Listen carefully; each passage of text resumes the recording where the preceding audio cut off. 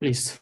Entonces, muy buenas tardes. Mi nombre es Simón Rendón. Mi proyecto es Machine Learning como herramienta para predecir resultados de Fórmula 1 y mi asesora fue Silvia Takahashi.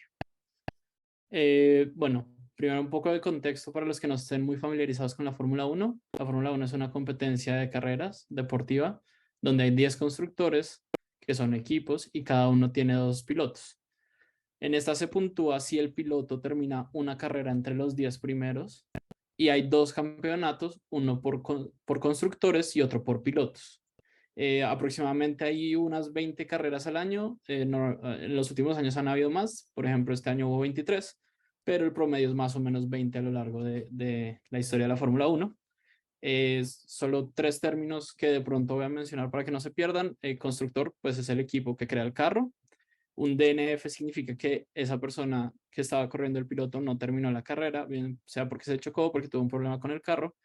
Y la ronda es el orden en el que va la carrera en la competencia anual. Es decir, la primera carrera va a ser la ronda 1 y así sucesivamente hasta llegar hasta la última, que en este caso fue la 23 en 2022. Bueno, los objetivos del proyecto: predecir resultados de carreras de Fórmula 1 mediante el uso de diferentes algoritmos de Machine Learning sobre datos recopilados de carreras, carros, circuitos y corredores. Implementar diferentes algoritmos de Machine Learning con el propósito de comparar su precisión prediciendo los resultados de las carreras.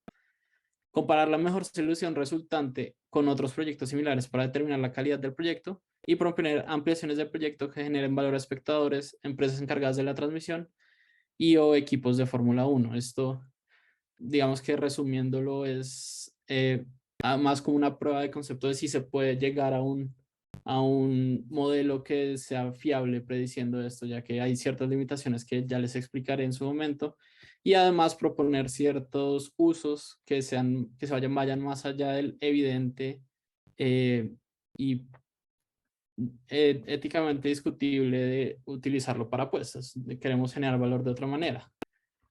Bueno, en la metodología, los datos son recopilados de una API que se llama Ergast, eh, la cual extrae datos expuestos por la Fórmula 1 y los recopila todos en una base de datos relacional.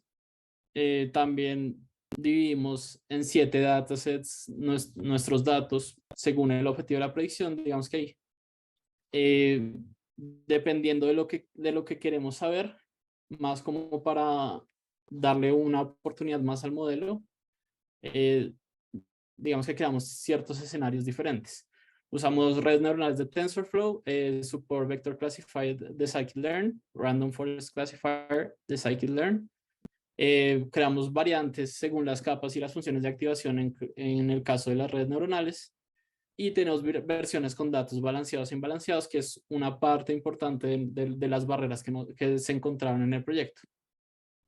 Entonces, en cuanto a los datos, la mayoría de datos, los que están relacionados con las carreras como tal, pues salen de la API que ya les conté, Ergast. Y los datos que usamos de clima, que se usaron de clima, salen de una API que se llama Visual Crossing Weather. Cada entrada del set de datos es para un piloto antes de una carrera específica, es decir, que para cada carrera, si hay 20 pilotos, vamos a tener 20 entradas del set de datos. Y los datos dependen de los pilotos y los constructores para ese año o para su carrera en general, en el histórico y para ese circuito. No se puede incluir datos sobre carros o sesiones de clasificación o paradas en pits debido al poco acceso que hay a estos. No son muy accesibles la mayoría, entonces es difícil incorporarlos al proyecto. Y acá a la derecha tenemos la gráfica de la distribución de los resultados, en los cuales podemos ver que en nuestro conjunto de datos, aproximadamente, esto es del 1 al 10 y los DNFs. Los DNFs ocupan un 35% más o menos de los resultados. Entonces, esto claramente es un problema porque eh, la diferencia entre DNFs y resultados de ganadores que tenemos es más o menos unas 5 veces lo que hay, ¿sí? Entonces es una brecha gigante que muestra que los datos pues obviamente no están balanceados y eso pues genera ciertos problemas que ya les contaré. Lo que les había contado de la división en 7 datasets, tenemos un dataset que es el normal, digamos, DNF y las posiciones de 1 a 20. El segundo dataset los agrupa, entonces tiene DNF, si alguien ganó, que si quedó el primero, si alguien quedó en el podio, que si quedó segundo, tercero, top 5 para los cuartos y quintos, top 10 para el quinto al décimo y top 20 para los que hayan quedado del 11 hacia abajo y que hayan terminado la carrera, que no hayan tenido un DNF. El dataset 3 solo se divide entre si ganó o no ganó la carrera. Dataset 4 si terminó o no terminó la carrera. Y los otros 3 datasets, el 5, el 6 y el 7, son variantes del 1, el 2 y el 3, pero excluyendo los DNFs. Para la metodología de las redes neuronales, creamos 10 modelos diferentes por cada dataset. En realidad son 20 si contamos ya con datasets balanceados. Diferentes topologías que tienen 3, 5 y 10 capas. Cada una de estas topologías había 2 variantes también que tenían unas eran más densas y otras menos densas. Y usamos diferentes funciones de activación, Rectified Linear Unit, tangente hiperbólica, sigmoid y ciertas variantes del Rectified Linear Unit. Y usamos Smooth para crear versiones con los datos balanceados y con los datos no balanceados. Para los clasificadores que usamos de scikit-learn, evaluamos el feature importance, lo cual no dio mucho cambio. No, la verdad es que el feature importance era más o menos equilibrado. Una optimización de hiperparámetros con grid search y igualmente con los datos balanceados y sin los datos balanceados. En resultados, primero pues quería contarles que los datasets que no tenían DNFs bajan aproximadamente en promedio 13% en precisión versus los que sí tenían DNFs. Pero si vemos, la precisión de los DNFs era mayor a la precisión general del modelo en los datasets que tenían DNFs. ¿Esto qué significa? Que como vemos, sabemos acá que la precisión en general baja, pero la precisión promedio para las categorías que no eran DNF aumenta en un 9% en esos casos.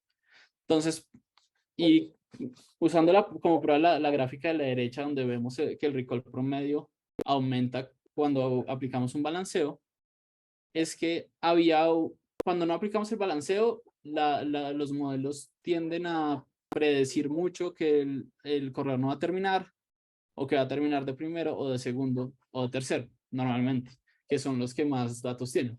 Lo cual pues era de esperarse debido a la gran diferencia entre el 35% de DNF y aproximadamente un 7% de los que quedaron de primeros. Entonces, eso no nos sirve de nada porque si bien tenemos en papel un modelo mucho más preciso, es en papel, porque no nos sirve un modelo que siempre va a estar prediciendo no va a terminar, no va a terminar, no va a terminar y que le pegue, digamos que a los que no terminan de rebote. ¿Sí? Entonces, por eso ya tenemos que decir que es prácticamente obligatorio usar una técnica de balanceo, si no, siempre se va a caer en ese dilema de siempre va a predecir lo mismo. Ya en los resultados específicos en nuestros mejores modelos, podemos ver que el modelo puede predecir la posición exacta de finalización con... que me está tapando. Qué pena.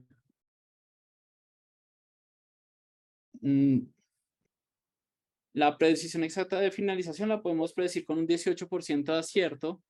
El grupo en que terminará el corredor con un 49%, si terminará la carrera en un 64% y si ganará la carrera con un 93%. La comparación con proyectos similares que tenemos, hay dos proyectos que se tomaron como referencia al inicio.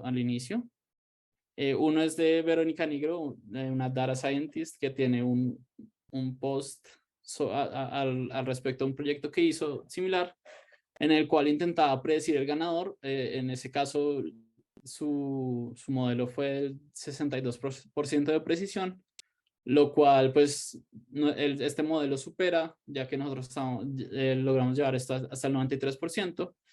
Y un proyecto por Motorsport Engineer, que es una empresa donde hay una predicción del resultado específico con un 22% de precisión, lo cual está mejor que el modelo que termina de este proyecto. Las diferencias que encontramos fue que en el Motorsport Engineering se usaron datos más recientes, solo desde 2010. Nosotros usamos desde el inicio de la Fórmula 1, que fue en 1950. Usaron una regresión, no una clasificación, y que usaron datos más específicos que ellos tenían recopilados, ya que se dedican a recopilar ese tipo de datos, que son safety car, pit stops o colisiones. Digamos que esos datos nosotros no teníamos acceso directo como ellos sí lo tienen. En cuanto a las posibles ampliaciones o usos, bueno, integrar datos más específicos a carros y carreras. También puede ser datos más específicos al performance de los pilotos, que son datos que por la condición, como ya les dije, se salen de nuestro alcance. Luego, realizar las predicciones y el entrenamiento según la era de la Fórmula 1. Entonces, digamos que la Fórmula 1 tiene algo que se llaman eras, que son cambios drásticos de reglas o de desarrollo de motores o de carros que han cambiado significativamente cómo se desempeñan los corredores en las carreras. Entonces, de pronto un enfoque más preciso según la era puede dar mejores resultados. Y ya en posibles usos, la proposición es un sistema de evaluación de importancia para los equipos, asumiendo que hay un modelo de fiable y con muchos más datos. Los equipos pueden evaluar primero qué tan bueno es el performance ya después de la carrera, o qué tan importantes es cada uno de sus elementos que usen en este modelo. Para las transmisiones de TV, pues una predicción precarrera que le dé información a los espectadores también podría agregar demasiado valor, ya que los datos que se muestran ahora en pantalla durante la carrera, ninguno es enfocado a quién va a ganar la carrera, sino más a análisis de datos de circunstancias muy precisas que se dan durante el desarrollo de la carrera.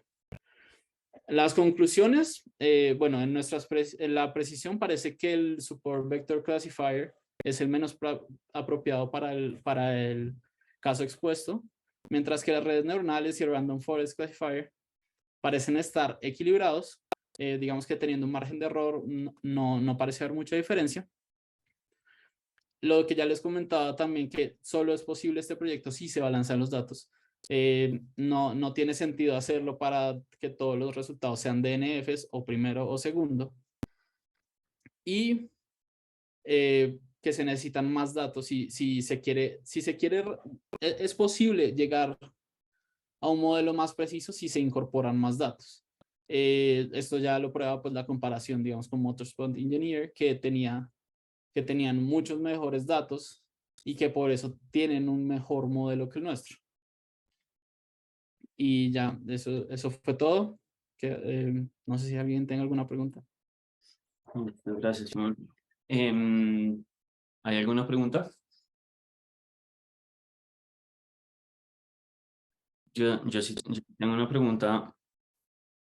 Y bueno, mi pregunta es básicamente por qué funciona esto. No entiendo cómo hace para funcionar, para que tenga una precisión tan alta, teniendo en cuenta que, pues, que hay muchas características específicas de las carreras pues, que no están como valoradas entre los set de datos. Porque supongo que la victoria depende de las características de la pista también.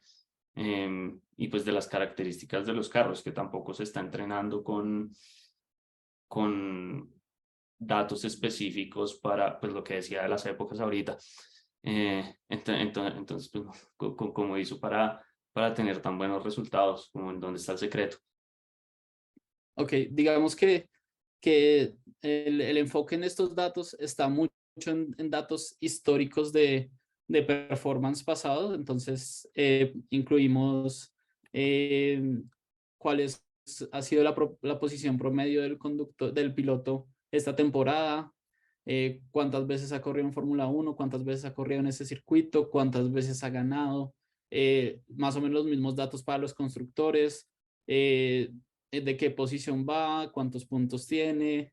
Digamos que esos son datos que son accesibles, son fáciles de acceder y que son muy históricos, muy mirando le ha ido a este conductor en el pasado, entonces cómo le irá en el futuro, ¿sí? Entonces esa fue más o menos la premisa, teniendo en cuenta que los datos de precisamente de características específicas del circuito, de los pit stops, de los neumáticos, de los carros, no se podían encontrar. Entonces, es es un modelo, digamos, que mira mucho al pasado. Ojalá se pudiera hacer que se mirara más al presente, pero sin esos datos es difícil. Sí, y por ejemplo, Tal vez también es, perdón, tal vez también es ver cuáles fueron los datos es decir, esos se usaron para predecir las últimas, ¿no, Simón? Sí, sí, sí, sí. Entonces, y se usan más lo que ha pasado antes, entonces usando lo de la historia, entonces se está más usando, y además uno ve eso, que muchas veces ganan siempre los mismos, entonces se está usando más que todo datos históricos para eso, entonces tal vez por eso es que la precisión subió tanto. mm, y por ejemplo, pues ahorita es lo que decía, como con las características históricas de los constructores, de los corredores, no sé si pudo ver predicciones, por ejemplo, para un corredor nuevo, para un constructor nuevo. Sí, pues, o sea, pues esas como tienen muy poquitos datos, supongo que ahí las predicciones tienen que estar pues como por cualquier parte. Sí, digamos que lo más común para corredores con poca experiencia o con pocos puntos, porque hay corredores que a lo mejor estuvieron 3 años y sumaron un punto en toda su carrera. Es que normalmente van a quedar del undécimo para abajo, entonces no van a hacer puntos. Digamos que en ese aspecto es bastante previsible, porque eh, hay muchos corredores que pasan la temporada entera y no hacen un punto, entonces eso es fácil de ver porque el carro no es suficientemente bueno, o porque ellos son nuevos, o por las dos, porque muchas veces los corredores más jóvenes están en los peores equipos. Sí, entonces es muy fácil predecir cómo, no, este no va a hacer ni un punto en toda la temporada. Ok, listo. Y ya la última, teniendo en cuenta como la idea de, sí, como el dominio de aplicación de sus redes, por ejemplo, tendría cabida aplicarlo a cosas como bicicletas, como el Giro de Italia y cosas así, que tienen más o menos las mismas características. Sí, también lo pensé por el lado del ciclismo, me gusta mucho el ciclismo personalmente, entonces lo pensé por ahí, pero el problema con el ciclismo es que no es un deporte tan impulsado por los datos, entonces yo creo que eso sería una barrera muy grande, porque muchas veces los datos, el único dato que se tiene normalmente, pues aparte de los tiempos de llegada, es como el poder, la potencia de los corredores, y eso incluso es difícil de conseguir. Entonces, yo creo que dado que tuviéramos los datos, yo creo que sí se podría hacer algo similar, incluso con menos variables, porque, claro, no hay pit stops, la diferencia entre bicicletas es marginal la mayoría de veces. Entonces, sí, digamos que con un poco más de datos, yo creo que se podría. Listo, perfecto. Gracias. Listo. Gracias, Simón. Listo. Entonces, este era nuestro último trabajo. Entonces, con esto podemos cerrar nuestra sesión de proyectos de grado de este semestre. Muchas gracias a todos.